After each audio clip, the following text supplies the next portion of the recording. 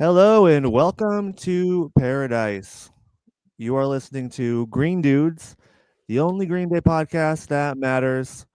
You are here with me. I'm your host, Connor Dude, and I'm here with my best pal in the Green Day verse, my Green Day comrade in arms, my dude wife for life, my BFFFFFFFFFFL, my partner in business, in the Green Day business and in the sporting business, hmm Mr.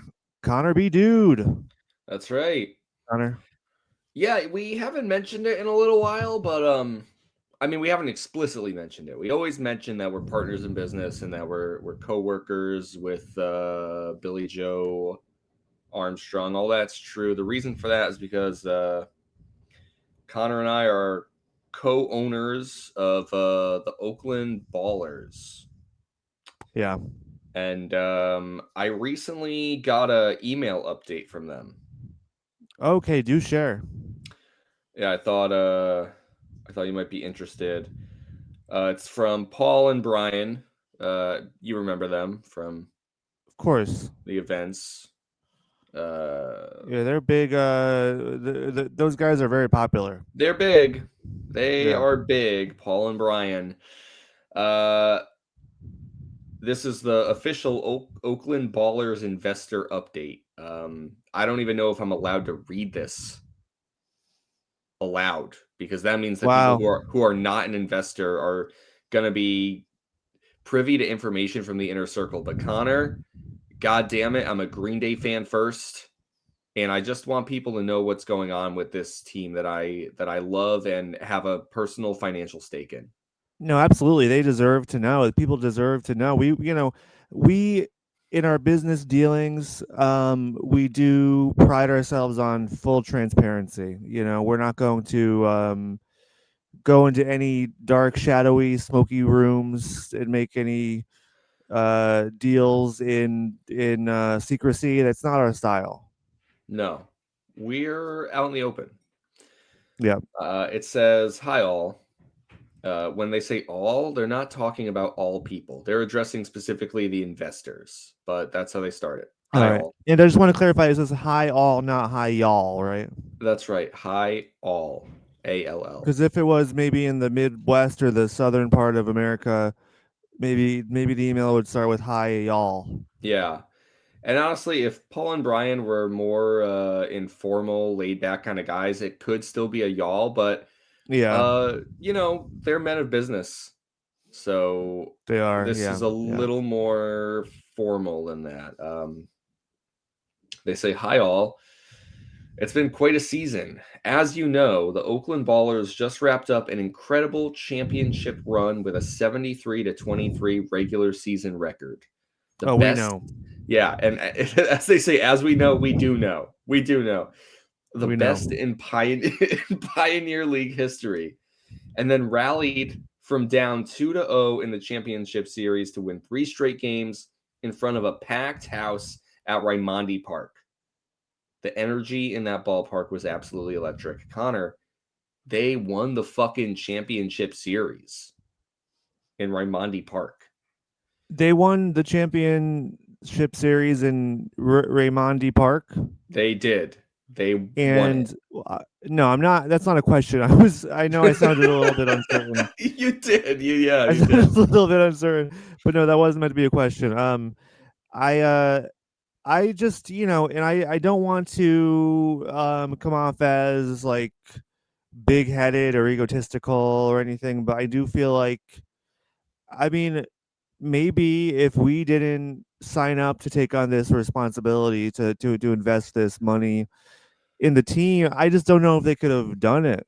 I don't know if they could have gone all the way. No, you're And that's right. not not I'm not disparaging to their talents or to the leadership of the team. I just feel like we maybe provided a little bit of boost that they needed to get Yeah, over the the edge extra there. the extra push. No, I agree. And Yeah. especially when you factor in our listenership, the Oh yeah. support Which is like when sizable. when the Green Dudes family comes together to to put their weight behind something, people notice. I mean, I remember Paul It's and true. Brian sending us another email saying, "Guys, thank you." You know, Yeah. Oh, yeah. No, they were very very grateful. Um, I mean, we haven't received any like free tickets yet, but no, I'm sure that's coming. I think they were having budgeting issues earlier. This yeah, yeah. now that they've won the championship, they can get some more contracts and probably throw some free tickets our way. That's the I plan. would imagine. That's the plan. The other thing I want to shout out here, they say, so what followed after they won this championship game, they said what Yeah. followed was a joyous championship parade around Whoa. Raimondi Park. And finally, a Wow. celebration at Prescott Market featuring performances by Oakland celebs and the Oakland 68s, not the 86s, the 68s, presenting the Oakland Branch Award for community engagement to Ballers postseason hero and fan Michael O'Hara, blah blah blah. Connor, Wow. they had this whole parade. They had Oakland celebs playing. Where was Billy? It's a great question. I mean, when was this parade? Well, this was following the conclusion, sometime shortly after the conclusion of the championship game. And when was that championship game? The championship game of the fucking Pioneer League. When Yeah, was that? that Yeah, one. Yeah, yeah, that that one. one, that one, Yeah. that one. Hold on a second. Let me crunch some numbers here. Yeah, no, I'm just curious because it's possible that the band was on tour Right, right, right. or maybe just got back from tour and were tired. that was looks like September 21st. All right, yeah, I think they were still on tour, Yeah, so it makes sense. yeah. I That's think too there was bad probably because still, yeah, otherwise, I think we could have gotten the Oakland Ballers Green Day crossover reunion special that yeah, we know and has I to be mean, coming. and like if Billy was there, he would have shouted us out. I mean, he's because again, we see him in the cafeteria every every day Right. at work. So, Yes.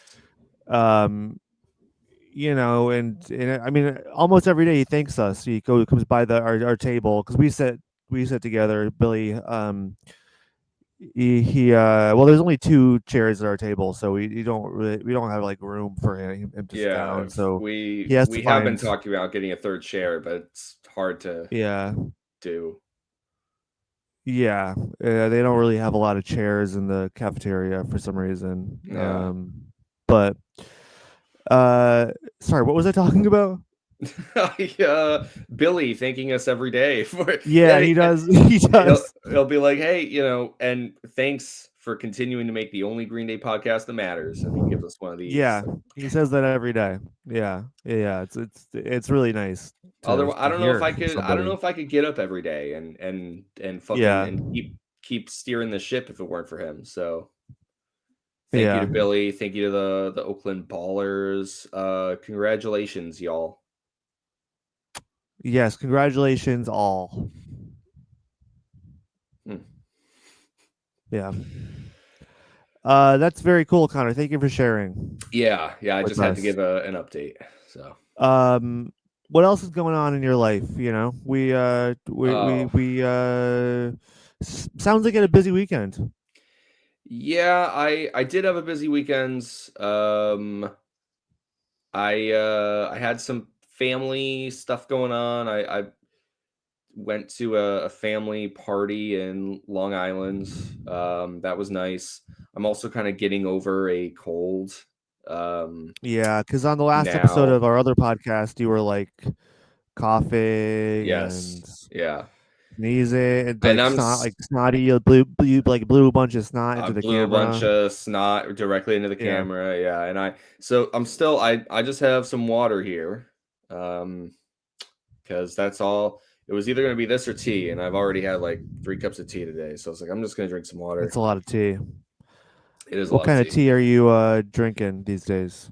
I've been having this lemon ginger tea, soothing Hmm. for the Yeah, throat. It's nice. So that's okay. Sometimes I have green tea.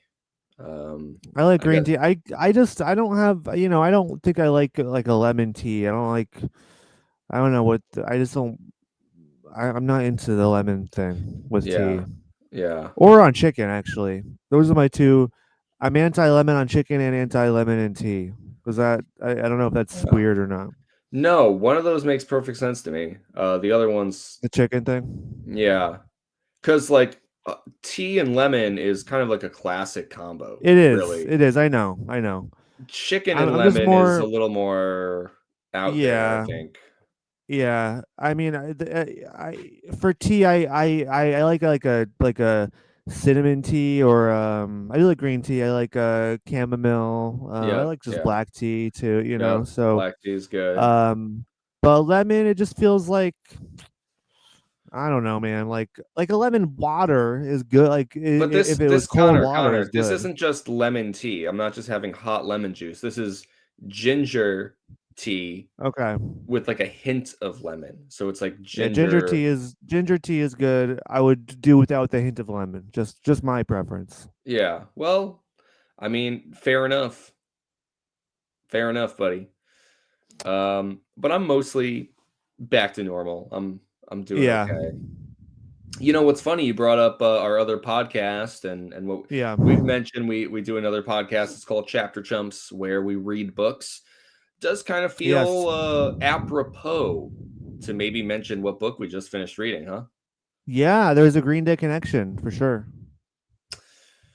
Because we just got done reading The Catcher in the Rye by J.D. Yeah. Salinger. So if you're at all interested in hearing us talk about that, you can go over to Chapter Chumps and listen to us discuss Billy Yeah. Joe Armstrong's favorite book historically. Please do. Yeah, we obviously mention the connection there, mention who wrote Holden Caulfield.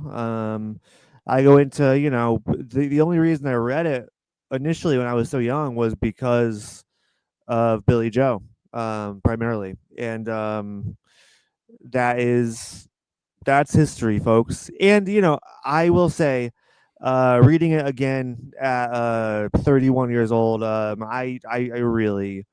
really loved it. I really and there's a wide spectrum of opinion between the three hosts on that podcast. Yeah. So yeah, it'll be an interesting listen if you're so inclined. Um, Yeah, what's interesting to just quickly bring it back to Green Day, because when we would have been coming across those interviews and you were first reading the book, that it would have been around 2004, 2005, I'm guessing, right? Like just yeah, shortly after you're getting into Green Day and all that. yeah, Um, which means that uh, you know, I, those were probably older interviews in the first place, that Billy was talking about that we then came across in '04. I'm guessing. I don't know why he would be talking about Catcher in the Rye on like the American Idiot tour, but maybe. Um, what I'm yeah. trying to I don't say know. is, when you got done reading the book, you were like, "Yeah, this is a book that I still love, dearly to this day. You're much older now. Do you think Billy still considers Catcher in the Rye to be his favorite book now at like 50 something?" It's a great question. Um, I don't have a confirmation on this, but I do feel like he mentioned Catcher in the Rye during the American Idiot era. Maybe there was question I because I feel like we watched so many American Idiot era interviews. Like there was constantly new interviews coming out. So I mean, and of course we could dive into YouTube and stuff, but to watch old things. But it wasn't like as much of a treasure trove as it is today. Like Yeah. we'd also go into GDA and check out their archive and stuff. But yeah, I do really feel like he mentioned it sometime like during that era. And I don't know. I'm just picturing an interview where they're all sitting on a couch, and Yeah, maybe he mentioned it during that interview. I don't know, but what's funny is like he was kind of our age or my age like during the American Idiot era, which is really kind of disgusting to think about. right. Yeah, Um, so I don't know if he was mentioning it then. I have to imagine he still holds it in high regard. And I don't know how much of a reader of books he is. right. In his According to his lyrics, not he can't read at all. He can't read or write. Yeah. Yeah, So um, I I I have to imagine he holds it in high regard. I don't know how often he goes back to it. What Gerard Way said, because Gerard Way from MCR also referred to it as his favorite book. Another reason why I jumped on reading it, and that's from '06. So, but back in '06, Gerard said he tries to reread it every year, which is crazy. Um, yeah, that sounds like a crazy thing to do, to read Catcher in the Rye every year. But yeah, some people are different with reading things, I guess. yeah. So I wonder if he still does that.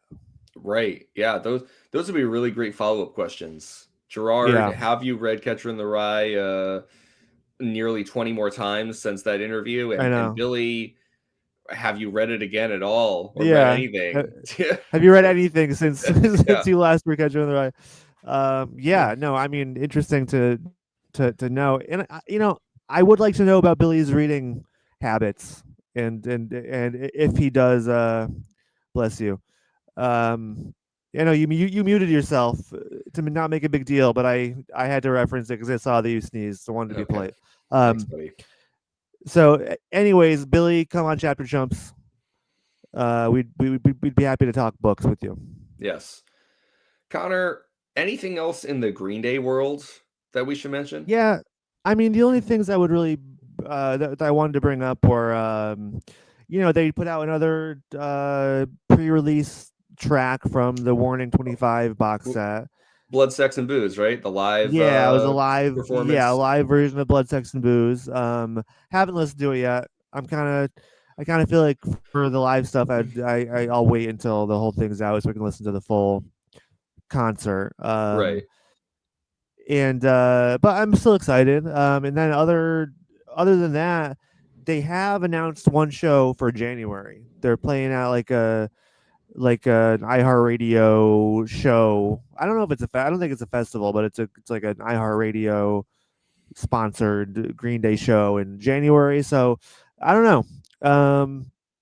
Maybe they're not going to be as inactive in 26 as we thought, or maybe it's just a one off. Who knows? Yeah, we'll But see. yeah, we will see. But that's pretty much all that's going on. I had two quick things to mention that I came Yeah, across on Instagram. yeah, please. One was I saw a few people posting about the anniversary of this like Halloween show Green Day played at Webster Hall in 2011.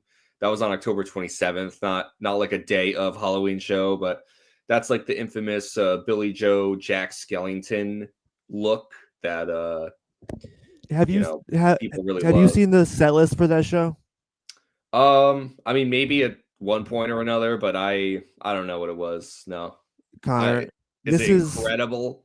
it's incredible. I mean, I just want to pull it up because it's just I think when you talk about this show, it's worth mentioning. Yeah, yeah.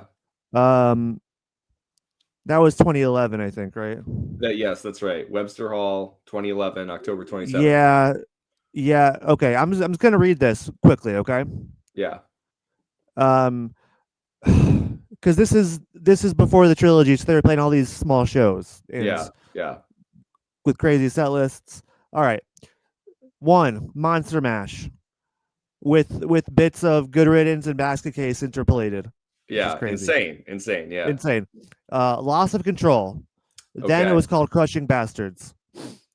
Let Yourself Go, Carpe Diem, Stay the Night, Stop When the Red Lights Flash, Oh Love, Fell for You, Hybrid Moments, Misfits cover, Nuclear Family, Sweet 16, Stray Heart, Connor, Dirty Rotten Bastards. Wow. Holy shit. Yeah.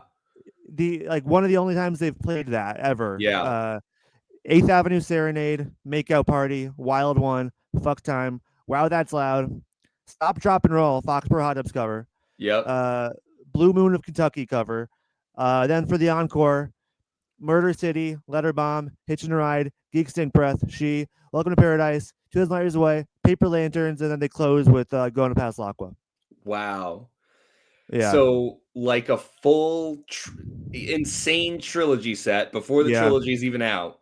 yep, yep. It's just And then it's that nuts. encore. Yeah. Connor, the real question is October 27th, 2011, Webster Hall, New York City. Yeah, Where were we? I know. I mean, it's it's so fucking dumb because like it was just before like I could just drop everything and go to concerts. Like I remember it happening, and I mean, I was like just starting. I had just started my senior year of high school, you know, Right, right. um, and I did end up going to that Irving Plaza show a year after that, like in September of 2012, which was amazing too. But it was just before I could just drop everything and go, you know. So Yeah, I and that's the part that kills me. Yeah, to not to sound like Holden Caulfield, right. it It kills kills me. me. It kills me. It It really kills me. does. Um, the trilogy era, Connor, was really it really happened before the trilogy dropped. Like the trilogy era was all of these small shows where they played, almost exclusively new material and workshopped the songs that ended up on those albums. Yeah, In my heart and mind, like that's when it ended with the iHeartRadio incident. exactly. It ends Um, with the IR you know, radio show. yeah, that's really that's the real trilogy era. And so I'm happy I was there for the tail end of it, really. But these shows, the shows in 2011 and 2012, are just fucking legendary to me. If I had a time machine, Connor, I do think that this is one of the eras I would go back to first. Everyone says, "Oh, I want to go see them in their prime, or in the '90s, Dookie era, whatever, or Kerplunk era." But no, for me, I would go to these shows first. Yeah. Well, hey, that's some crazy shit. You know what? I think that's all there is to mention. Let's move You didn't on. want to bring up anything else? Sorry, we got Uh, sidetracked. no, what we did. I was just gonna say. I also saw this thing. Mike Dirnt is part of the Bass Magazine Awards 2026. Hell yeah! And he's going to be performing as well. It says the recipients will feature performances from everyone who's receiving something, of which Mike Dern Wow. is. So I don't really know what that means. Does he just go up and play a little bass solo? I got no Yeah, it's clue, gonna but be a it's a bass whole. solo. That'll be the only other performance of Dirty Rotten Bastards. Michael will just play the bass part of in Dirty Rotten Bastards, the bass solo, and then that'll be it. Yeah. Wow. Another thing that I should be at. Got to get to California. I know. Yeah, we should just move there. Really. Oh wait, that reminds me, Connor. I have one more thing to mention. Um, as we are consummate professionals, first before anything else. Um, Connor, in the last episode when we were talking about westbound sign, we Yeah. were discussing the line about being 2,000 miles away. And someone Yes. else, we were reading like a YouTube comment, or I read a Reddit comment, whatever it was, and they were like, "Oh, well, it should have been 2,000 light years away." And they were like, "Yeah, if you're a Marvel writer." And then someone was like, "Well, they made it 2,000 miles away because that's the distance between Minnesota and California. It's a reference." And Yes. I was like, "That doesn't sound right. 2,000 miles? That." I was like, I don't think so. Really? Yeah, you were skeptical. I was skeptical, and in fact, I think even on the podcast, I had made a proclamation that I didn't think that Yeah, was you right. did. You did. Uh, Connor, I was wrong. I looked Wow. it up. I looked it up. You know what I should have done? This is all I did. I just went on Google Maps on my phone and I typed in Minnesota. I didn't type in anywhere specific. I just did Yeah. Minnesota and California. Yeah. And obviously, depending on where you are in those states, it's going to vary, you know. But just from putting that in, it gives you a distance of 1,988 miles. Connor, they're exactly right. Wow. Incredible. And that's really funny to think It about is. how that's kind of like changed into this reference that actually does have like a specific meaning. It is connected to Well, that, that's and yeah, that's funny. and obviously that's where Billy came up with 2000 light years away. It wasn't a random number pulled out of his ass. Like, which if it was, that's fine. Like it's like a figure of speech kind of in a way. We're light years away from each other. Like, Yeah, yeah. but for it to be rooted in like the actual distance is pretty cool. Yes, yes. So, rest assured, listeners, we're always fact checking. We're trying to give you the most accurate, up to date Yeah, Green Day information we can. That's what we do here, baby. and we're not like the Joe Rogan podcast where like he has that guy Jamie. He's always like saying something. He's like, Jamie, look that up. You know, Yeah. we don't have a Jamie, No, we're like and both so Joe Rogan. we're like two Rogans. We're two, Um, two we're Rogans double and no Rogan. Jamie. Yeah. No Jamie, no fact checkers, and it's really cool that the Joe Rogan show has a fact checker, a producer that checks facts because that that really makes a huge difference because they're known for their accuracy. For that show's known for its accuracy Yeah. and getting everything right. So it's a good thing that Okay, Jamie's there. Yep. it's a good thing. Thank God for Jamie. We did have Duncan. That was our producer. He's on a permanent vacation, you could say. Yeah. And we'll leave it at that. We'll leave it at that. All right, Connor. Today we're talking about Tightwad Hill. I know we're almost half an hour into the episode, That's what we do. but It's fine. it is a okay. Sorry, I'm just gonna uh, say something quick and then we'll move on. But Okay. Okay. um, there is more. There's some more discussion on GDC about green dudes. I Oh, okay. screenshotted them. I was gonna send them to you. I forgot to, but it like turned into a thing where like I like feel like I can't like I'm like watching. I'm like looking at somebody else's conversation. Like I didn't want to. I don't want to keep butting in. You know what I mean? Yeah. Yeah. Like I'm like they're just having a separate conversation about and like they're like referencing stuff, and I'm like I guess oh cool. Like it's awesome, but You thought it would be weird for you to comment on in the thread? kinda. Is that what you're saying? Like, A little bit, yeah. I was just like, I feel like I'm like butting in on someone else's conversation. yeah, yeah. Um, Okay. Well, let's but let lay it on me. What's up? well, no, it was just about it was just about like the length of our episodes and um how someone said, yeah, you can like usually skip the first 20 minutes, like the Yeah. but like before they start talking about the song.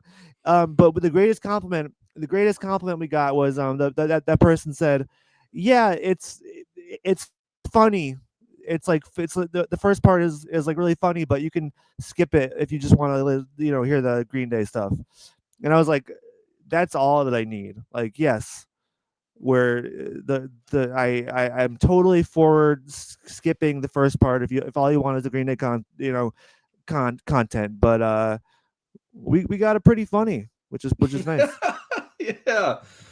Yeah. I mean, but pretty funny can really mean it's hard to gauge context just through a comment. Uh, You know what I mean? Like if someone was like, "Oh, was it funny?" It's pretty funny. Pretty funny. I'll take it. If I I'll said it take like it. that, it's like, okay. Yeah, But no, I mean, Okay, seemed like it was like, pretty funny, it seems like, yeah, I pretty mean, funny. Yeah, I mean, maybe I'm just like looking at the bright side here. yeah.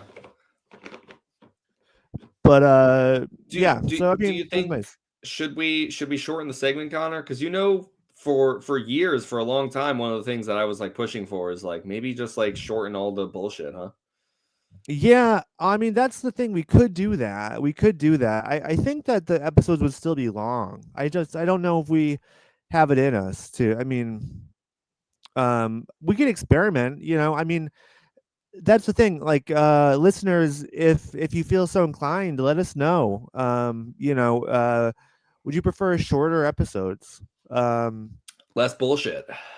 well, maybe, or maybe just less of everything.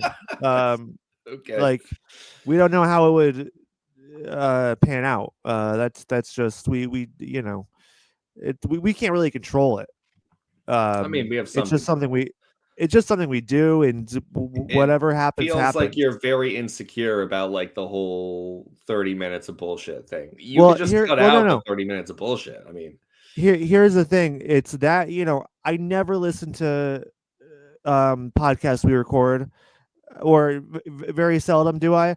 But with a lot of Green Dudes episodes, like if I remember that we had like a funny uh discussion or whatever, like I will listen to like the first 20 minutes of Green Dudes, and like I'm at work and I'm just like laughing my ass off at their conversations, that's and so then stupid.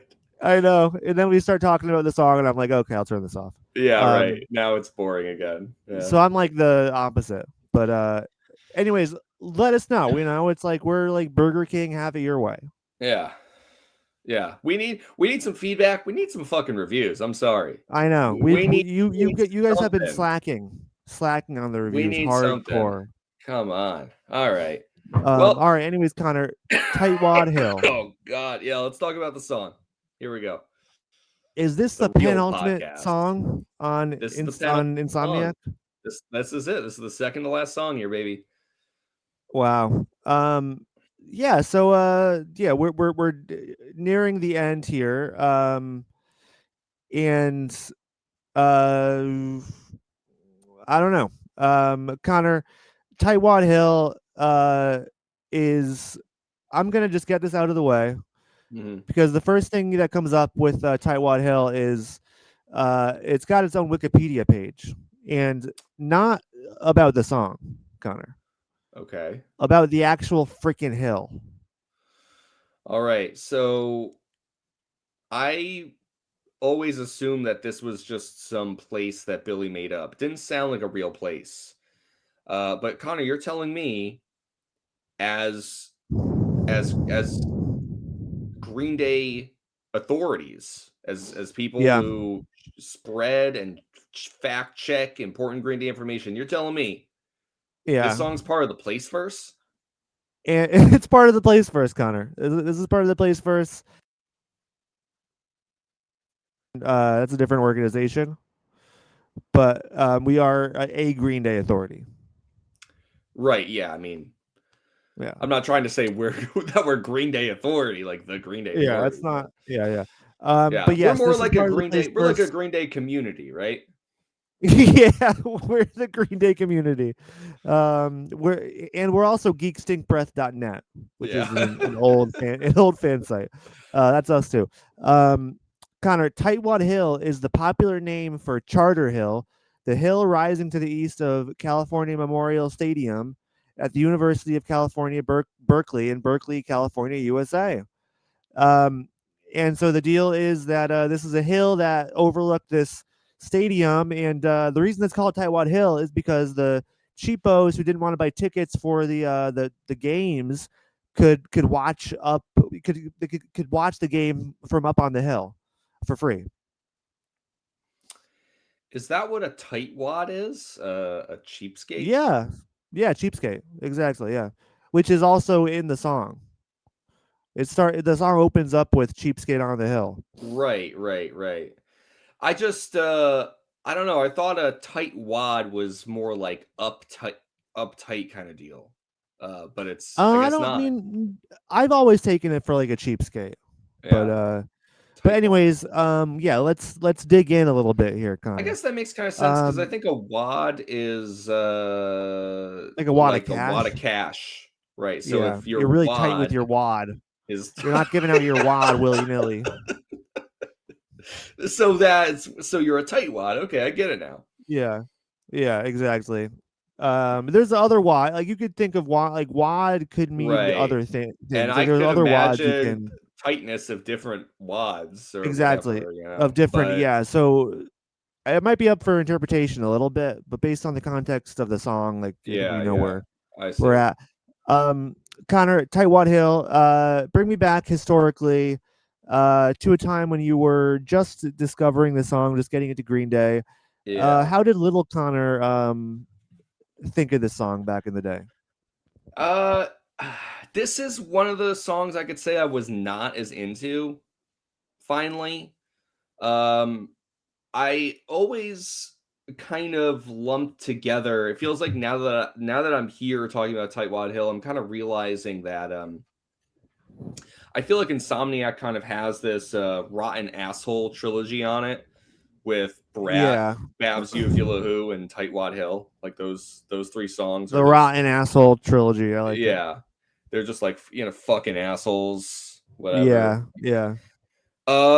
And those were also historically my 3 least favorite songs on Insomniac. Um, so I I don't Is it know. because like you don't like songs that are like portraying people that are No, assholes? no, it's not because of that. Um, I think that musically, uh, and in some ways, like, thematically, those 3 songs really are kind of set apart from the rest of the album. Like, those songs don't sound like Armitage Shanks or Yeah, whatever, yeah, yeah. It's true. like, uh, these songs are, like, a little muddier and, a little more Mm. off kilter. They're not, they don't have as much, like, catchiness to it. Even though that we've discussed so much of Insomniac, we've said that, like, there's this undercurrent of, like, cynicism and nihilism, and there's a edge, there's a darkness to it. That's all true. But even in all those instances, like, tonally, fucking Armitage Shanks and uh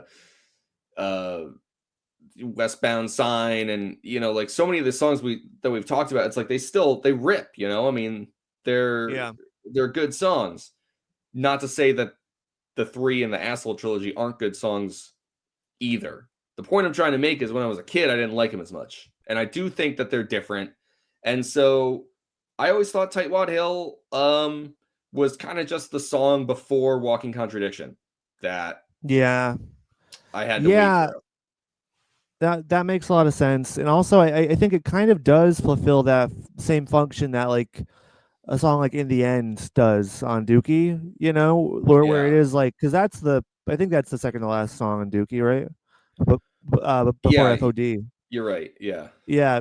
So it's kind of just it's like a fun or like a fast punk barn burner kind of song that does just kind of lead you into the finale a little bit. And so yeah, think it's kind of an easy one to pass by, which is which is what happened to me. I think initially, um, I think I kind of just it kind of just was there, and it's one of those songs that does it just goes by so fast you don't even kind of realize that it happened. Which is true of a few of these songs on Insomniac. It's like the 2 minute bangers just in and out. And Mhm.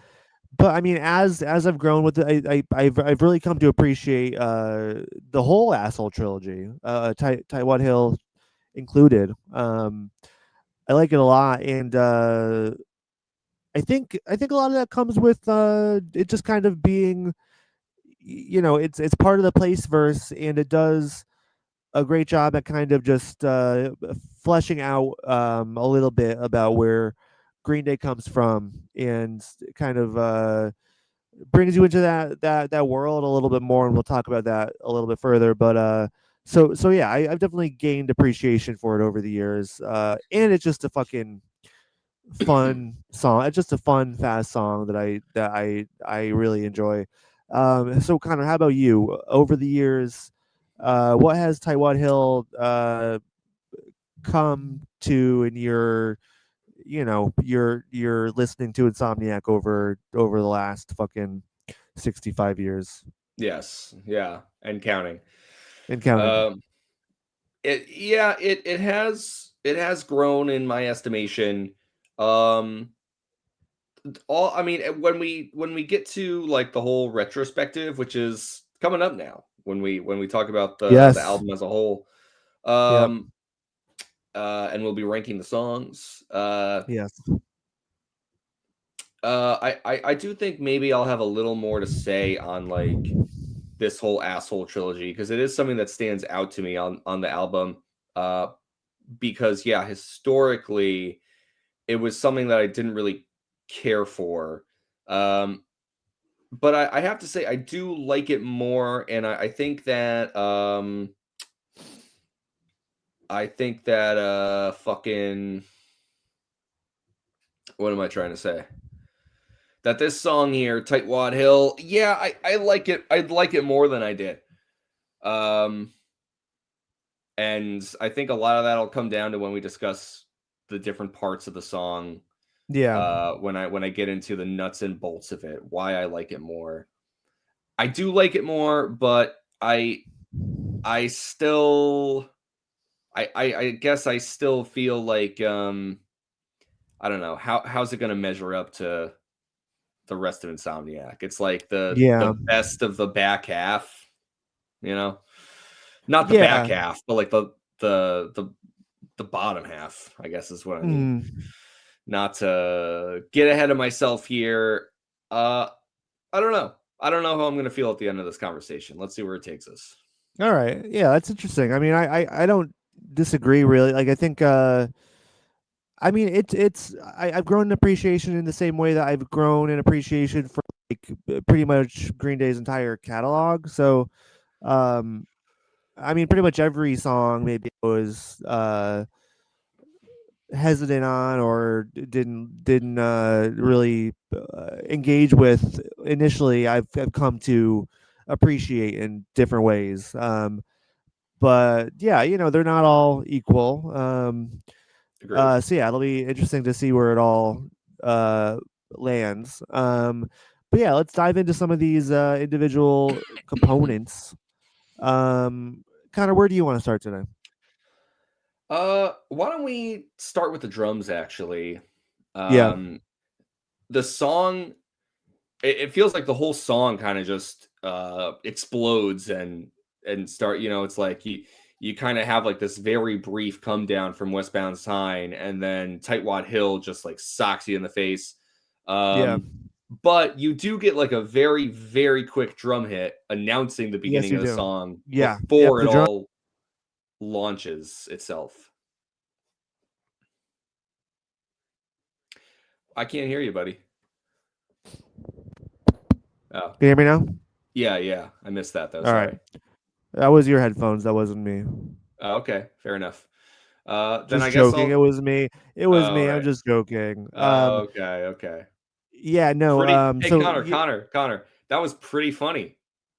thanks, buddy. And That I was can tell pretty you're funny just sincere. now. Yeah, I can yeah. tell you're See, sincere in that in that comment, and I appreciate the praise. yes, Um, yeah, yeah. The drums do start the song. Albeit they're like half a second before everything else comes in. But so yeah, Connor, what are your thoughts on Trey's performance here? I think he has some really great moments, and he has a lot to like keep connected on this song. You know, there's like moments on Tightwad Hill where it goes high, but then like it has these lulls in the chorus too. And we've given a lot of praise to Trey for the way that like he can very effortlessly like glide and stick all these different parts together. Of course, that's always going to be an important role of any drummer, but it feels like he has just like such a fantastic knack for the way that he like rolls in and out of these different parts. And Tightwad Hill is kind of a song that I felt like gives him a lot Not of opportunities. he doesn't have a knack for fucking everything up. He has a No, knack for uh fucking it down, that's right. right? Yes, fucking it down. Oh baby, baby. Oh baby baby. Yeah, but I don't know. And so I just kind of felt like with Trey, I feel this way about the song in general, but like also with Trey's performance specifically, like this is a song that has a lot of energy to it still, like there's plenty of moments where Trey's playing fast. He has he's going all around the kit and shit. Um but something about the song is also kind of like a little bit like muted or stifled, or like this isn't just an expressive explosive song where Trey's just like destroying it the whole time. It feels like he has like these really brief moments of kind of like letting loose, and then Yeah. things are kind of like dampened again. And I just feel like Tightwad Hill has like a really uh unique, weird kind of feeling to it, where it's like, yeah, like it does at times feel like, oh, we're gonna end with like a fast punk song or whatever. But it's not just that, there's like this stifled, muted kind of nature to it. And that's reflected even in some of Trey's playing, like he has to do both of those things in one performance. Yeah. Yeah, absolutely. No, I think it's like a deceptively like complex arrangement here for the drums. Like, I mean, listening twice before we started here, or recording. I mean, the drums were definitely one of the highlights, maybe the highlight for me. There's like these cool like like rolling parts, like rolling fills almost, where and it's like a fast 2 minute punk song. So like the amount of variety that Trey can kind of pull out of it without kind of coming off as like too showboaty is really really impressive. Then I'm also gonna talk again about how great the drums sound. Like they just sound so fucking good. Just the toms and the it just God, it just all hits you. It's like you know Cavallo is just knocking it out of the freaking park. Yeah. Um, yeah, great fucking performance. Another, and I mean, it's not even up there as like in one like with one of his best or classic performances. It's just it's like a it's like an everyday A. It's like, oh, I Yeah. can do this in my sleep. Yeah. No, that is what this song feels like for sure. There's like nothing at fault. And there's definitely moments of uh yeah, like flashiness, or these moments where he's really high, like in the chorus when he slams on those cymbals, uh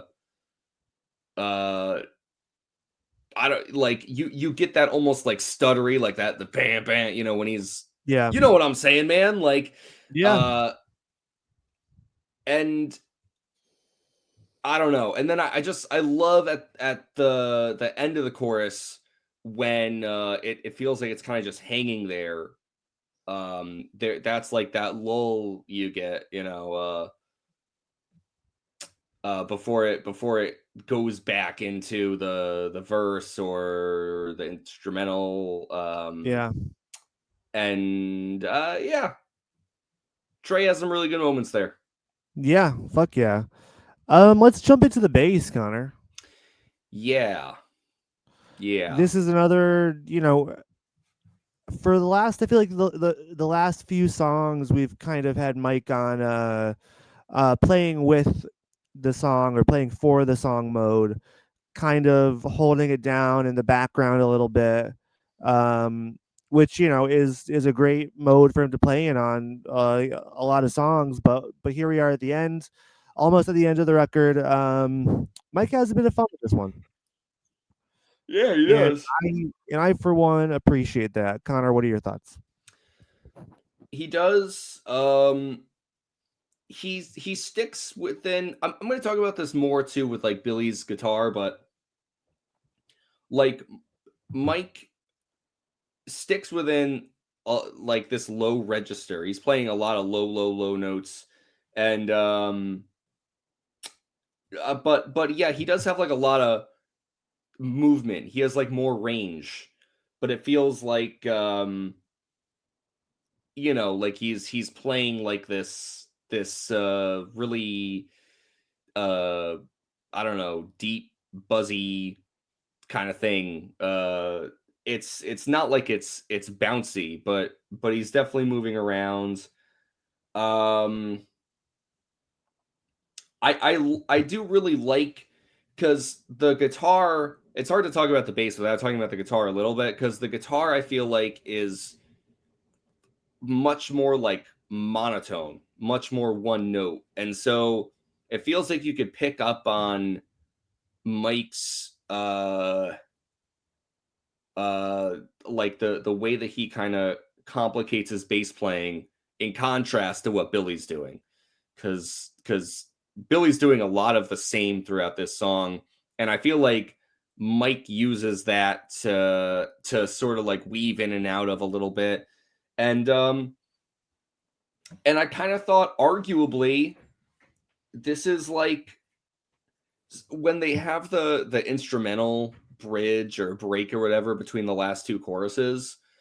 um I kind of feel like this is the closest thing we get to a solo, is hearing Mike playing during that bridge, because I think he's basically playing what he plays throughout the song. I don't think it's different or that different from what he's playing elsewhere on the track.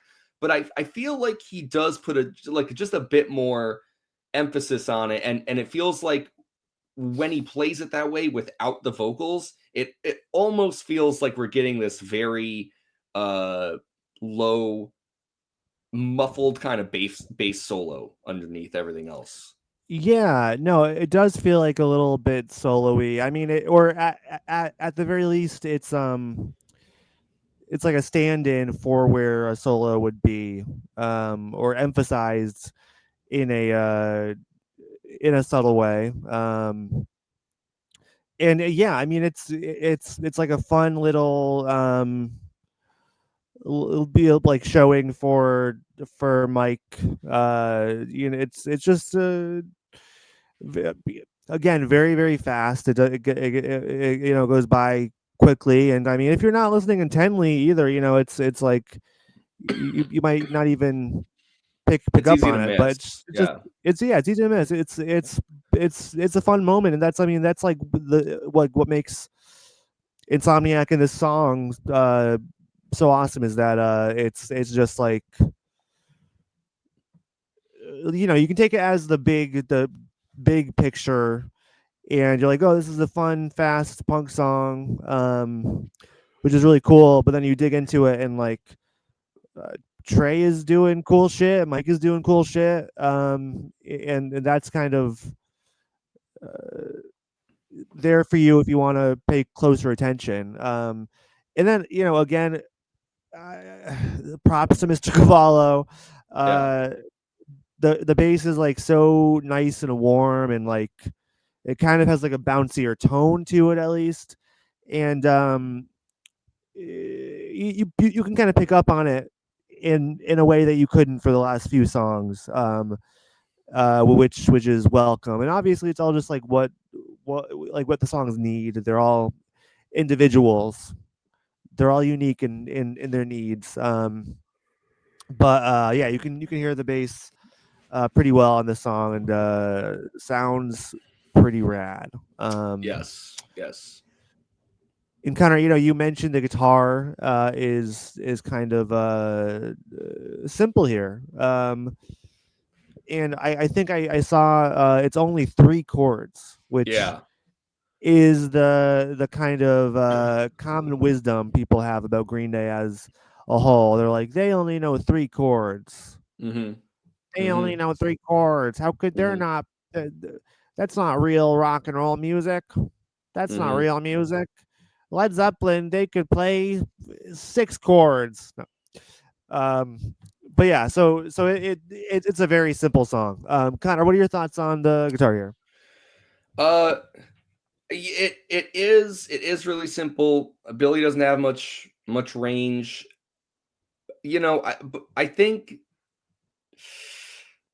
that it creates a very specific kind of feeling, which is something we've talked about a lot on Insomniac too, where it's like, the music uh seems to, be trying to, I think, be like much more evocative of uh what what emotions they're trying to get across. It's not to say that Insomniac is where they first start doing that, but it seems like they rely on it more here than I feel like they have before. Um because with the song, it's not just that there's three chords in this song. The chords are all like very similar sounding. There's not a lot of contrast to it. Yeah, And I was thinking about this in relation to the previous song, Westbound Sign. We had a lot of praise for that main riff in Westbound Sign, which is also just three chords for what it's worth. Um, but in Westbound Sign, there's a lot more obvious contrast yeah, between those three chords, and that makes it feel a lot more like brighter, and like we like the way that Westbound Sign kind of like loops and loops and loops, the way that it resolves is very satisfying. And so you like don't get tired of listening to it. You're like, I yeah, yeah, hell yeah, keep playing the riff for Westbound Sign. Here though, it's on Tightwad Hill, it's very oppressive because it feels like even when Billy changes chords, it might just be like a half step up or down uh, on like the right. And yeah, it's like, so it almost doesn't even feel like you get like the listener satisfaction, if you want to call it that, of like chord changes. And so I think the song feels very heavy, and it feels bitter, and it feels kind of thick. And I think it's, rightly supposed to feel that way. I think that that's what they're trying to get across. And so yeah, that's also what I was trying to come back to, like with the performances, where it's like I think that this song is energetic, but it's not just like in the end where it's like, oh, we're gonna make a fun fast punk song. This is like a little more I don't know. It's not celebratory, it's like no, no, it's it's like burdened by something. I don't know. mm. So yeah, yeah. Um, I do love Billy's playing on the bridge. It's again all the same thing, but before he goes back into the riff again, he kind of has this like empty strum scratch, like he has that like scratching kind of hit before he goes back into it, and it just feels like this big chunk before he keeps playing. And I just really love that very minor moment Yeah, there. I was gonna bring up the little guitar scratch he Yeah. does in that moment. Yeah. No, I think what you said is right. It's like very different because the Westbound Sign riff is like that is the song. That's like the driving, uh, you know, driving component of that whole song. Is that riff? That's like the central piece. Yeah.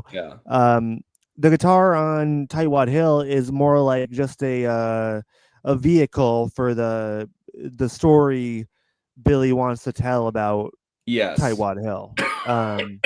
Yes, agreed. Which kind of like it's not a folk song obviously, but it does operate in that same way. It's like and like there's some songs like that kind of feel like drony. Like if Tightwad Hill was slower and longer, Yes. it would feel kind of like a folk song almost with just the repetitive guitar and Yeah. just different vocals with a kind of like a low key melody. Mhm. So yeah, and there is a bit of a darkness there. Obviously, that's kind of like the underpinning of this song. All these freaking tightwads. I'm sure some of them are doing drugs up on the hill too. If I uh if I had to guess, Connor. Well, we'll see what we think when we take a look at these lyrics, but yeah. Yeah. But yeah. So I think the guitar is cool. And it's almost like even with these simple songs, Billy can't resist doing something a little fun with a little scratch. Like it's just like a Yes. simple touches like that Billy likes to throw in there, especially in the '90s. That really kind of just make me happy when I listen to them. Yeah. Yeah, it gives a little Um, character, a little flair, and yeah, I feel like the way you, jumped off what I was saying, y thank you for, like, distilling what I was trying to get at, because I felt like I'm rambling and rambling, but the word that you used there, "droney," that's what it is. yeah, yeah, Tightwad Hill is a drony song as much as it yeah, is fast, definitely, because the guitar is just so monotonous even when it yeah, changes. Um, and yeah, I think that's a very, very intentional, juxtaposition from something like Westbound Sign, yeah, which is meant to have, like, a lot of satisfaction in its chord changes, and then here it's just like one fucking thing battering you over the head. yeah, But absolutely, it's there for Billy to sing over ultimately, uh, exactly, yeah, and so it is what it is. Yeah, exactamundo. You want to move on to talking about the vocals and the lyrics? yeah, yep. All right. You start off the song, and I'll come on in and help you out with it. Okay, um, the vocals and the lyrics. It goes like this. Oh God! All right. Can you do it with your? I can do it. I can do Okay. it. All right. I Okay. can do Okay. it. Just tell me the words I might Words have I might have known. The known, words I the might words have I might have known. The known, words I the might words have I known. might have known. Okay, Connor, Tightwad Hill. Are there any lyrics that you uh didn't know, or any mistaken lyrics here? There is. There are. Uh Despite how it might have sounded in our earlier in our discussion, I do know the first line is cheapskate on the hill. I knew that one. Yeah. Um What's interesting about this song is, even though there's definitely some lines I straight up didn't know, there's also some notable misheard lyrics, which I don't always have. For the chorus, I knew the first 3 lines, but I was really kind of intrigued to find that the last line of the chorus is "Last up at dawn, Tightwad Hill." Mm. Uh, I always thought it was "Blast out the door, Tightwad Oh Hill," like, wow. "Blast out the door, Tightwad Huh. Hill." Bow, dow, dow. I And, wonder what that means. well, Connor, you think you're so fucking funny. So you think you're pretty funny, don't you? Because Thanks again for the if compliment. that was the line on the song, then you would just accept it and you wouldn't Oh, fucking totally, second guess it for the rest of totally. your No, life. I. That's absolutely true. Absolutely true. But of course, that's not the line because yeah, it I'm wouldn't just make thinking of like sense. a Blastoise blowing down the door or Well, something. that's stupid. Don't think about that. don't, All right. Okay. don't don't think about that. All right. I took it as because he goes making your rounds once again, right? And so Yeah. I kind of took this song as someone who was okay, I'll tell you what I thought this song was about, right? I Mm. thought this was actually I thought this was like another song about drug Thought it use. was a meth song. I thought it was a meth song, and I thought that it was pretty much like kind of like this pitiful sort of figure who's just going around to everybody he knows, uh, trying to get money or whatever for drugs, Yeah. Yeah. and and uh, and the connections that he makes with people are self-serving. It's whatever he does is only in service to trying to get something so he can get his fix, begging for another Yeah. fix, right? And so he doesn't stick around. He'd be blasting out the door. He's making his rounds. So he blasts out the door onto the Well, next Connor, one, onto the next you sorry know, figure. I think it would be considered a drug song. Although Tightwad Hill is the name of a hill that people go up on and watch a sports game. Um, Obviously there are drug references, and it's about somebody who is surprise, surprise, addicted to drugs. Yeah. So you were saying I wonder what blast out the door would mean. That's why I thought Yeah, that. no, that makes a lot Um of sense, actually. and Not a the Blastoise. okay, not a Blastoise. No, not Blastoise the door. That doesn't make sense. I don't know. I don't know what the fuck that would mean. Uh, Blastoise the door. Okay. and that might be a cool band name for some reason. Blastoise the Yeah. door. Yeah. That All could right. We'll put it totally in our be something. Rolodex. Um, and then on the second verse, when Billy sings another white Connor, trash, Connor, Connor. what?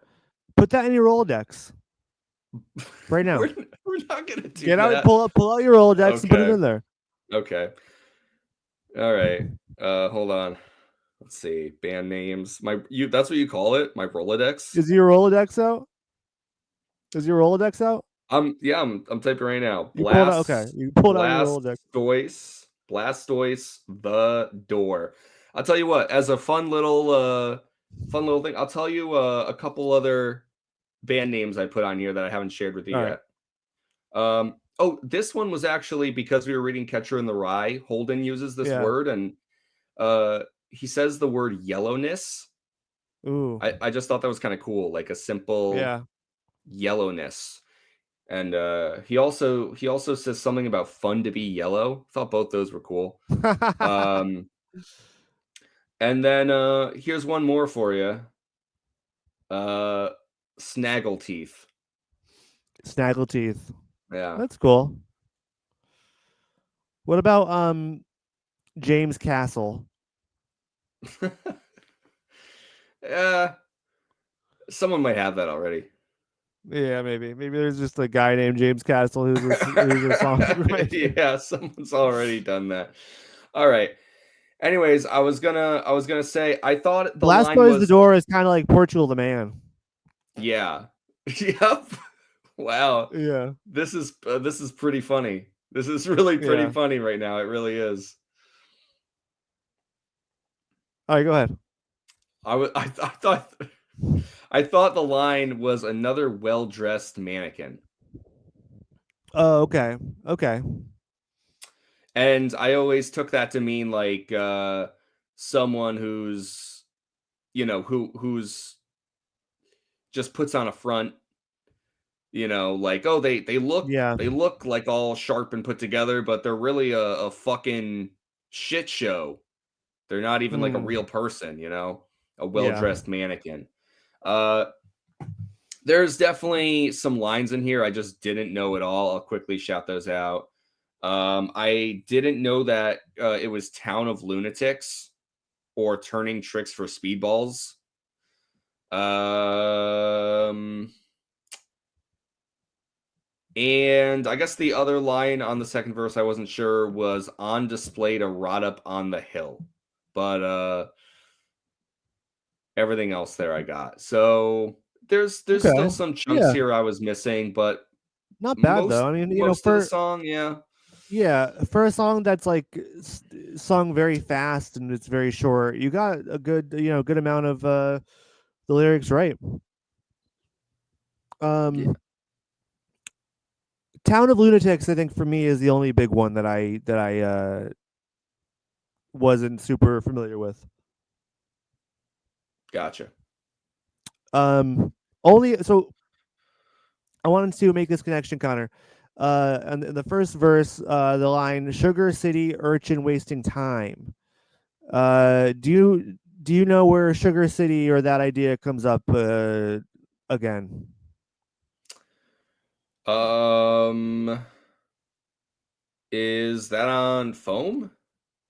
So, well, we kind of do have a foam connection with it, but here's the pipeline, Connor. Yeah. Taiwan Hill, Sugar City. Jump over to Nightlife from Dose. This dirty city is my sugar town. Oh, Um, okay. Okay. then then you jump from Nightlife to Sugar Youth, which I think is probably a reference to that nickname for the city, Yeah. which is also about Gotcha. doing drugs and being kids. Right. Classic. Wow, look at all these connections, huh? Crazy. Yeah, it's fucking insane. Connor, any thoughts on the vocal performance here? Yes.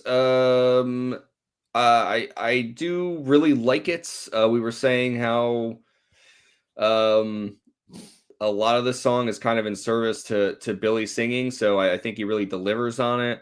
Um, I like the verses. You kind of get like this fast and then sort of like this slower, stilted kind of dynamic. Like the verses are faster. The chorus has a bit more room, a bit more space in it. Not that it's slower, but um, I like that shift.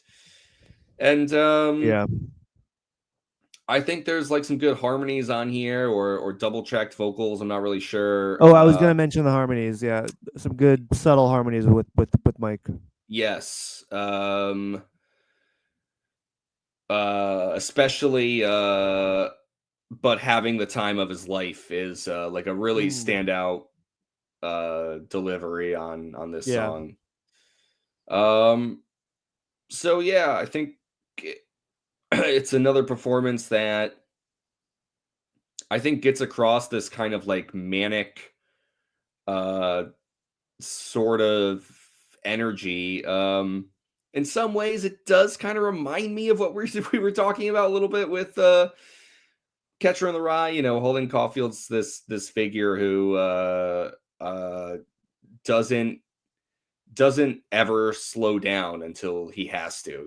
And Yeah. it's like full speed ahead at the expense of everything else, especially like your own well-being.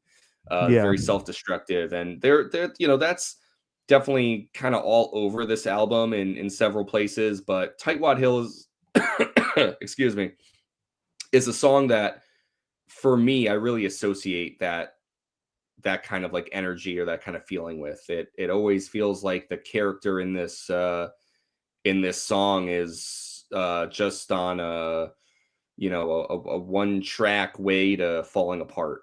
So makes me think Yeah. about that. Yeah. Definitely.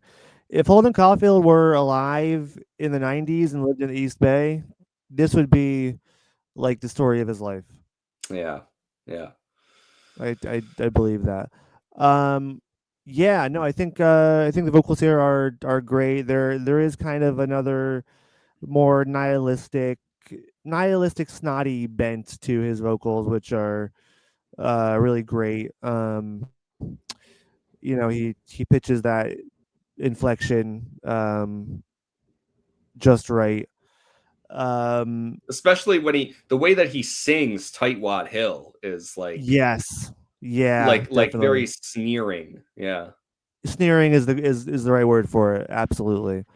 Connor, any final thoughts on the lyrics or any lyrics you wanted to point out in particular? Um I don't know. I mean, this line I didn't know at the end of verse 1, turning tricks for speedballs one more night. Yeah. Um Genius has a helpful annotation where, hey, surprise, surprise, it's a drug reference. I didn't know what a speedball was. Wow. Did It's you a know it was a drug reference or no? well, I because I didn't know what the line was. I guess technically no, but just looking at it, it's like, what else could it be? I mean, Are you it saying feels you've like never done a speedball before? yes, and I'm also saying I think that's also going to be a part of our finale. Um, Yeah, we're gonna load up on speedballs. We'll yeah, get a 12 pack of speedballs going. yeah. They sell those Um, down the road. yeah. I think right by you, right? Yeah, Shouldn't right be a by me. problem. Uh, Big Al's Speedball Emporium. I always pass Yeah, that on my way exactly. to you. Yeah, yeah, Yeah, they're a combination of heroin and cocaine mixed together, according yeah. to Genius. What do you know?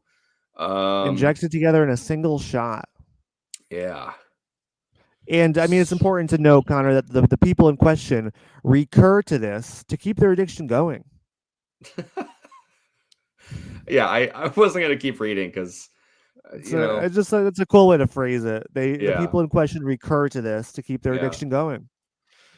It's like, okay, did they get a fucking AI to write this shit? Come on.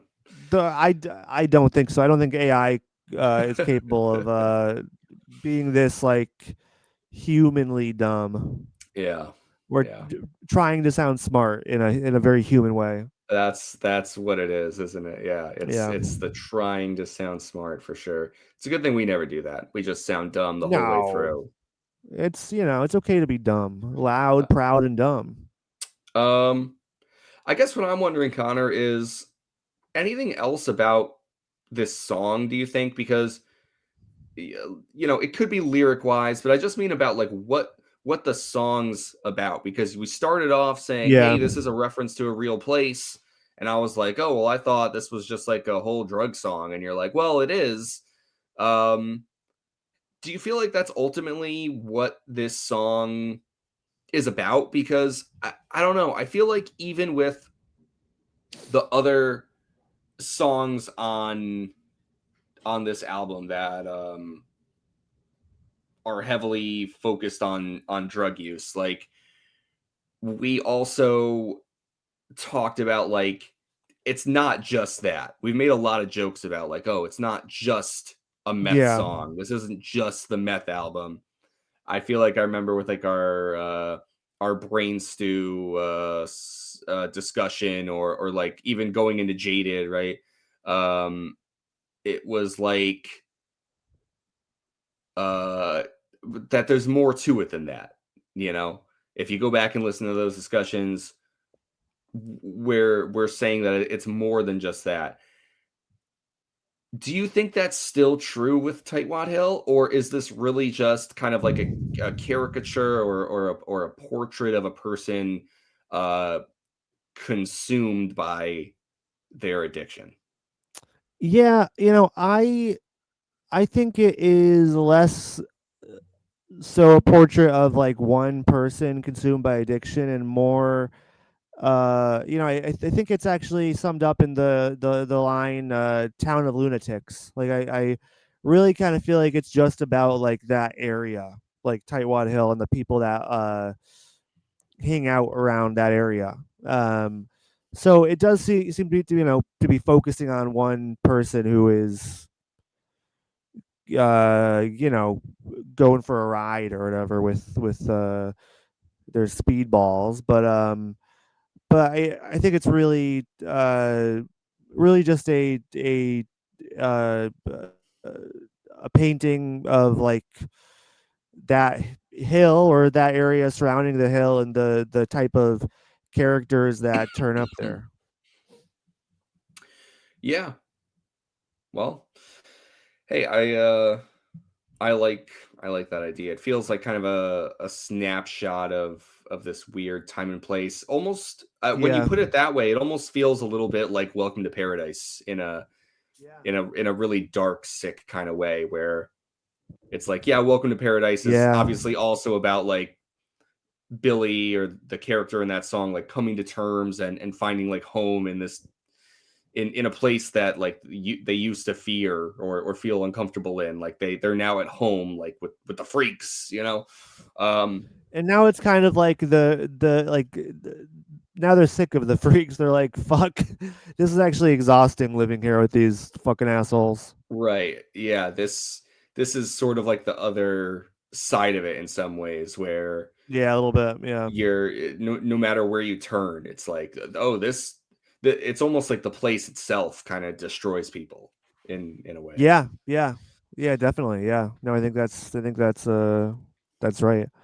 Connor, anything you want to cover before we move on to our final segments? No, let's get to those final segments, buddy. All right, help me with this song. A warning, live without Have we heard warning. this song? Have we heard this song? Connor, Tightwad Hill. Have we heard this song live and in concert? Holy shit. I think this is a pretty easy no. Again, it'll be another one where if I have heard it, I'll I'll be surprised and embarrassed because it'll be like, damn, I should know that. But I think this is like a pretty easy layup where it's like, no, I haven't heard Tightwad Hill. You fucking kidding me? Yeah. Connor, uh, you're on a hot streak, baby. You got this Hell one right. yeah. Hey. Congratulations. No, we have never heard Tightwad Hill live. It's only ever been played live, like I think partially once in '09, apparently, and I think an acoustic performance that may or may not be partial in the '90s. So this is another very very rare rarity. Right. Gotcha. All right, you want to turn it over to the yellow underbelly of the internet.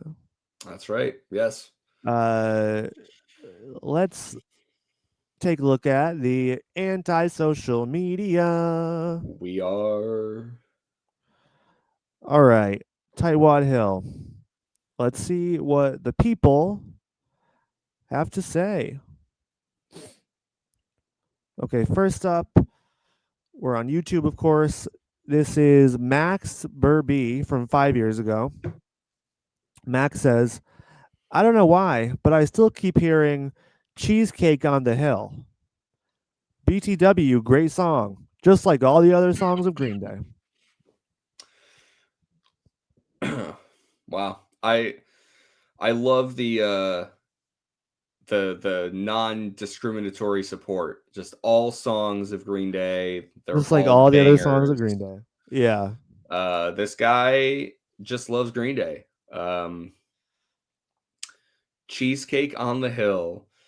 Not as funny as what was that? Brandon Oh yeah, fucking. Brandon mad at Justin, Oh yeah, yeah. something like that.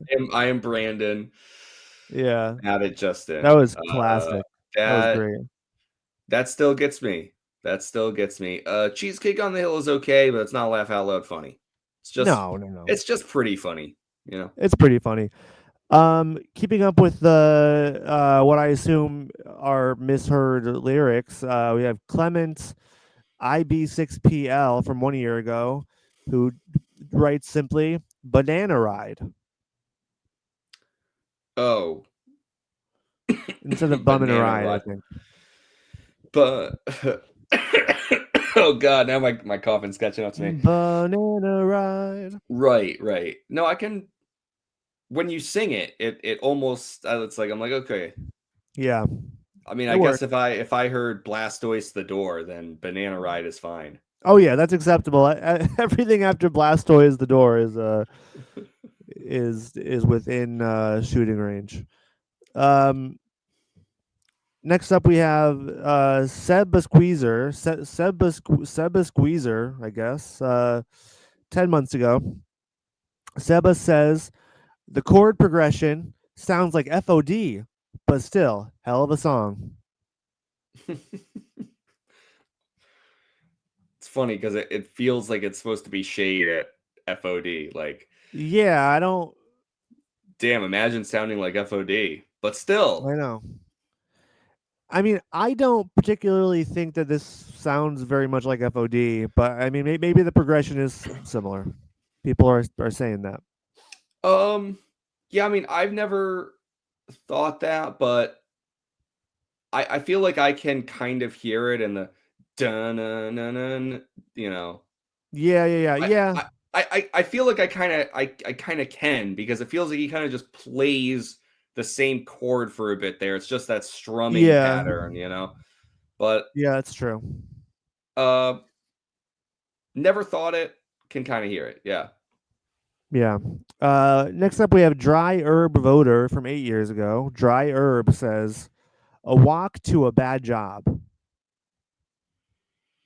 Mm, I don't know. Is this a misheard lyric? Is this what he like? He listens to this song on his walk to his bad job. I don't know what this is this referencing. would be a great song to listen to on the walk to your bad job. Yeah, I mean, and I have almost certainly done that before. Yeah. Almost certainly. Um, I can't imagine what misheard lyric this might be. So I think it's just describing this is like the soundtrack to walk into a shitty job. Yeah, I'm all for that. Next up, we have Gabe Addison Music from 5 years ago. Gabe says, half of the comments on this album are how some of the riffs sound similar to other songs. Um, for this album, That's what they say, yeah. yeah. I I think mean, this song maybe is the most I've seen that. It does happen though. It's a Insomniac is not unique in that way. There's plenty of songs on other albums. People, oh, this is like the song from American Idiot. This is the song. This is like the song from 39 Smooth. Like it's just guys. yeah, They only know three chords. Okay, give them a break. cut him some slack. They can only play three chords. You think they're gonna fucking rewrite? They're gonna reinvent the wheel every time? You freaking kidding me? I was saying, what was it? Was it Stewart on the Avenue that I was like, oh, that sounds just like that Pinhead Gunpowder song from Shoot the Moon. Oh yeah, You remember what I'm probably. talking about? So I I do. I Yeah. I did also say, but it does sound just like it. I mean, Yeah, no, I mean that's again, it's a fair thing to say. I don't think it's even a criticism most of the time. it's no, it's not. Sometimes songs Just how just it kind of is. sound like, and the thing is too, and we've talked about this before because it has come up already where it's like, oh, this riff sounds like this riff or whatever. But even if a part feels reminiscent of another part, the song never sounds the same. If you Yeah, play those exactly. two Yeah, Green Day songs back to back, it's not that the songs sound the same. It's almost like repurposing a similar part, maybe, yeah, yeah. but it's I think it's that's more like yeah, it's in service to something totally different. absolutely. Yeah, it's not. It's just because one part is similar, that doesn't mean the whole is. It's a Yeah, carbon copy of right. whatever I, it's would anyone referencing. say that Tightwad Hill and FOD sound the same? I hope not, Well, because probably some wackos. Maybe I don't know. Maybe if they're five speedballs deep, they'd say that. Who knows? yeah, yeah. And on that note, we have a Bird God 5584 from 6 years ago. Bird God says, This song sounds a bit similar to Another State of Mind by Social Distortion, Okay. which is a song Green Day ended up covering during the 21st Century Breakdown era. That's a B side that they recorded while recording the album. I don't know. Do you know that song? No, I don't. I'm in another state of mind. Da, Yeah, da, da, da, da. I'm sure I've listened to it. I mean, I remember all the beats like when 21st Century they also did like a Rolling Stone, Bob Dylan, and like I Yeah, yeah, remember yeah. Like Rolling Stone, a quick one while he's away. yeah, like I remember listening to all those. So if that's part of that, then yes, for sure. But Yeah, like not off the top of my head. Um, I I kind of hear it did, though. I kind of hear the similarity to that one. yeah, I do. I did listen to the one Social Distortion album I was into was I think it's called Somewhere Between Heaven and Hell, something like that. Um, that's like a really good sort of like blues rock kind of album, but I never listened to their other Yeah. records, so I don't know that song. There you go. Okay, moving on. We have Adriano Buerne, 1623.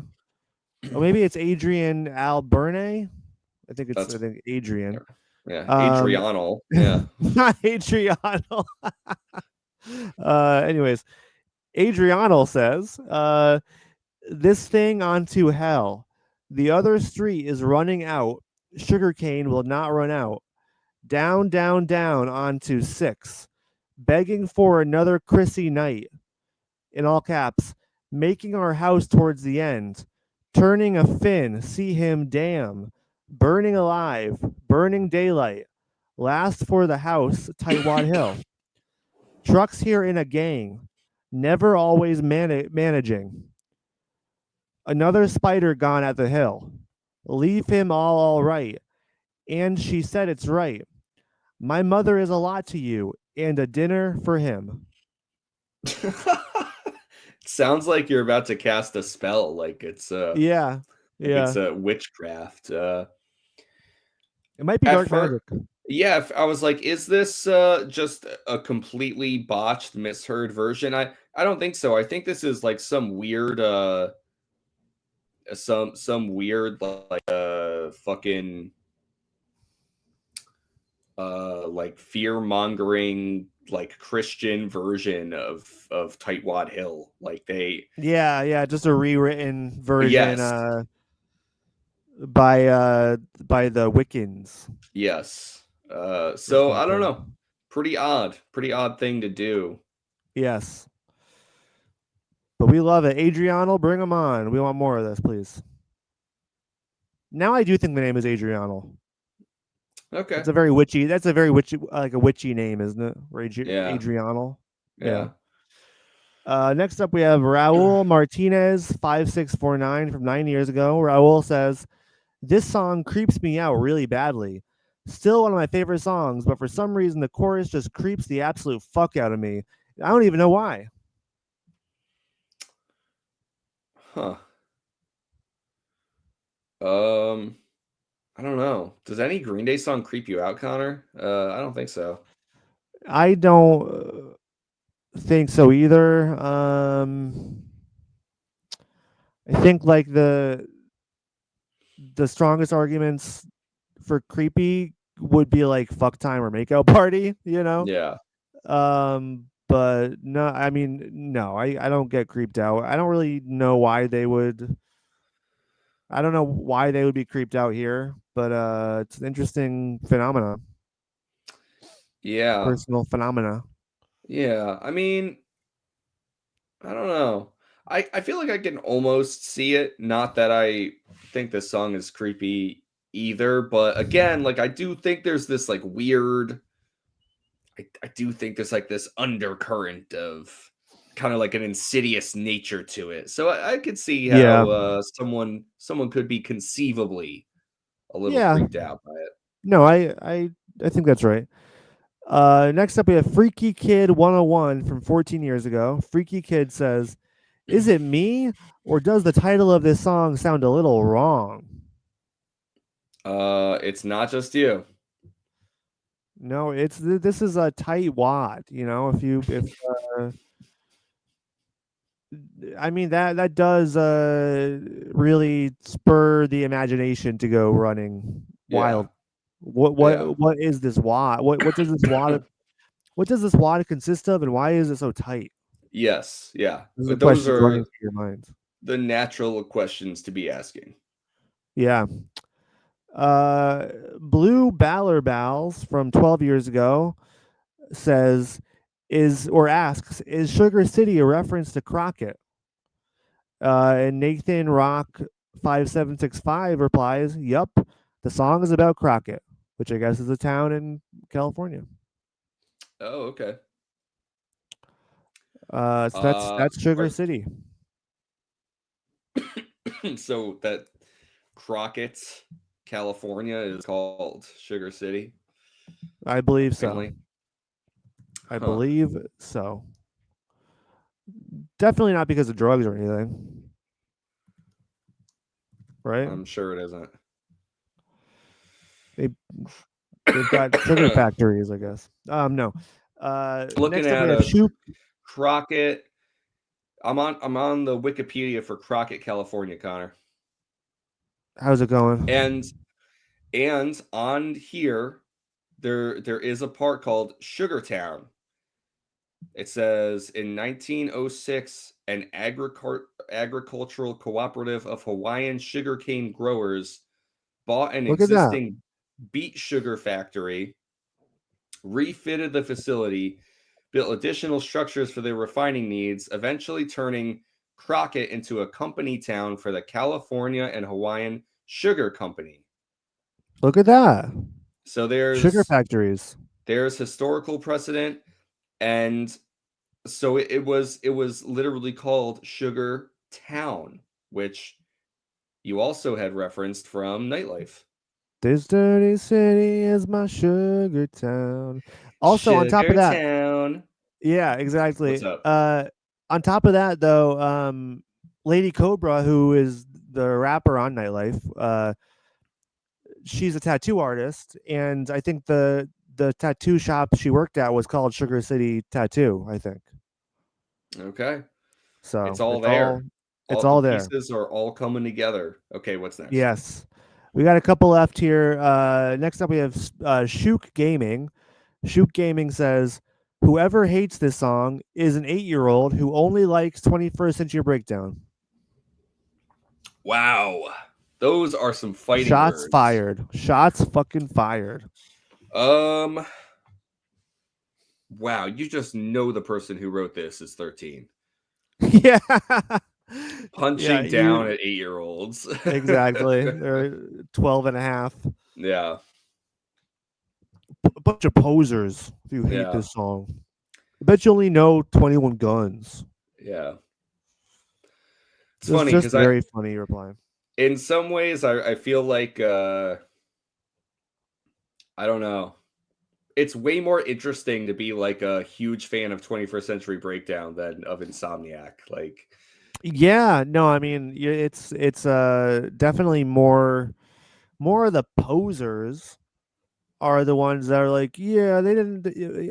There's nothing good after Insomniac. yeah, Everything after Dookie sucks. yeah, They're the fucking posers. yeah. They're the fucking 8-year-olds. You You know, you fucking I'm gonna babies. say, I'm gonna say everybody who hates nightlife is an 8-year-old who only listens to Dookie. So how about that, Yeah, fuckers? you're all just a bunch of little babies. Yeah, how does it feel, you widow baby? You fucking little twerp. All right, moving on. We have Ahmad Dear Sayedi Dadley. I'm not going to say that again. From 9 years ago. They say this is a level of underratedness that's more severe than my eczema. Why is his eczema underrated? Oh, I think what they're saying that it's severely underrated, like as severe as his severe eczema. Oh, right, right, right. But Yeah. maybe his eczema is underrated. He's like people, eczema gets a bad rap. It's actually Yeah, pretty it's cool. not so bad. It's This whole actually really eczema helped me in thing. life. Yeah. Um, I get all these like free creams and stuff at the doctor. Like it's pretty cool. Taiwan Hill is definitely an un. Well, I guess there's an argument to be made. Uh, is it an underrated song because it is not an often talked about or praised Green Day song, or is it that it's actually exactly rated and it doesn't get talked about as much because Yeah. it's just not as interesting or not as good as many other Green Day songs. Yeah, I do think it's underrated just because I think it's overlooked. Like I think there's plenty of Green Day songs that are talked about more that are like on this same level, Like I do think that it's a True. bit under. I don't think it's severely underrated, but I think it's a bit underrated. Yeah. So Like not quite as way this more guy's severe. eczema is probably more severe than the underratedness, I'd say. Yeah, yeah. Okay. All right. Hope he's doing all right. Last but not least, we have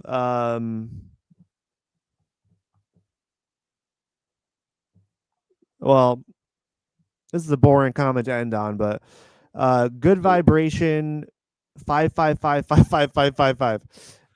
Taiwan Hill is the popular name for Charter Hill, the hill rising to the east of California Memorial Stadium at University of California, Berkeley. Taiwan Hill is so named as it affords a free view of the stadium's field, allowing fans of the Golden Bears to see the game free. The hill usually has its occupants, even when the stadium sports empty seats. um So the little history lesson. yeah, but you did already discuss that at the beginning of our They discussion. they You don't pretty have a much better just comment? copy the Wikipedia page. Right, which is what you read, which is how you knew that. Yeah, exactly. You don't have a better comment to end on than that? That's all we got? Give me give me 1 second. Give me 1 second.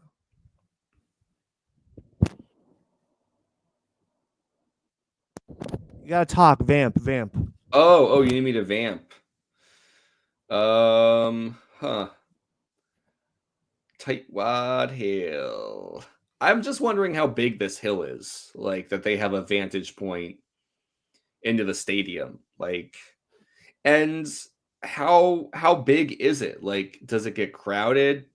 Do people live up there and it's like is it annoying if you live at the top of Tightwad Hill and every time there's like a game people don't want to pay for, your fucking your neighborhood or your hill or whatever the fuck is just like Yeah, swarming with a whole bunch of speedball assholes. Like what's the deal?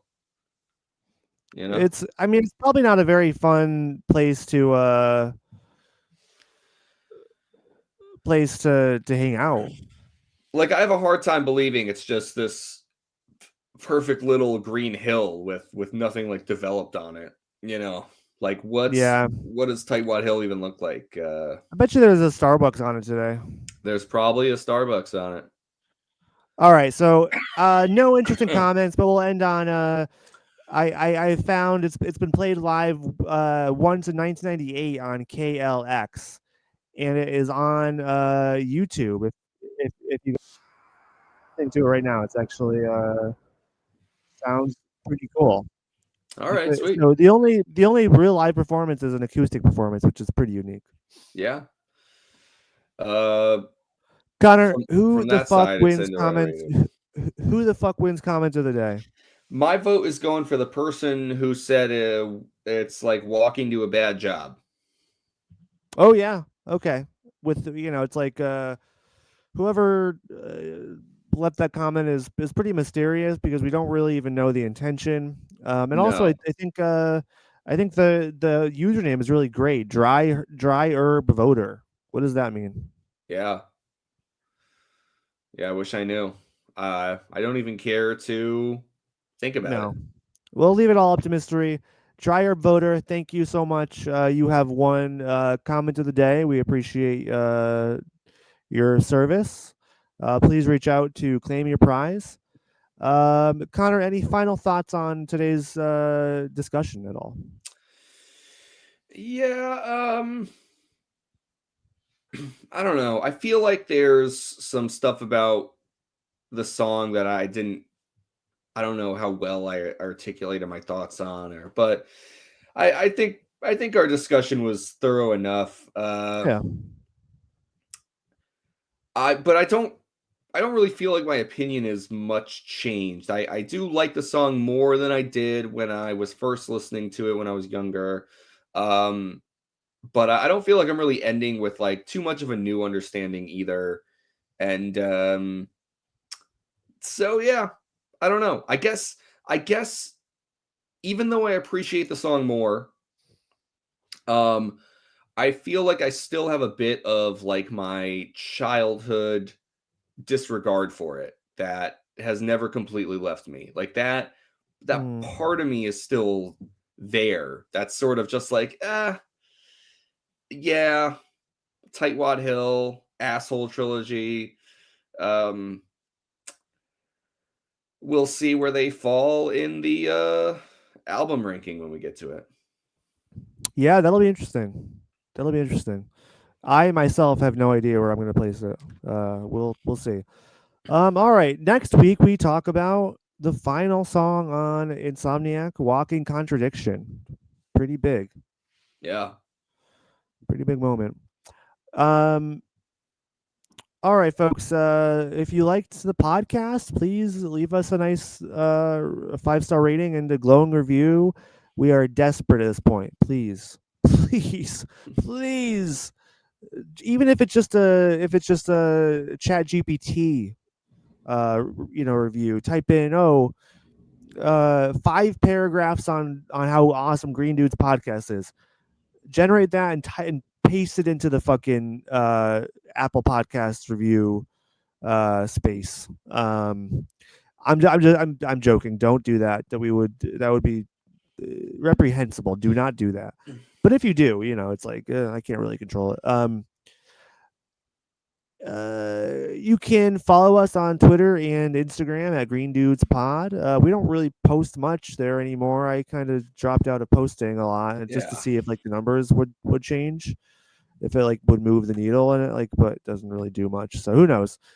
Maybe I'll start posting again. But give us a follow there anyways. Um, what else? I think that's about it. That's about it. Look forward to our discussion of Walking Contradiction, the final song off of Insomniac. And as always, folks, until next time, stay Stay pumped. pumped.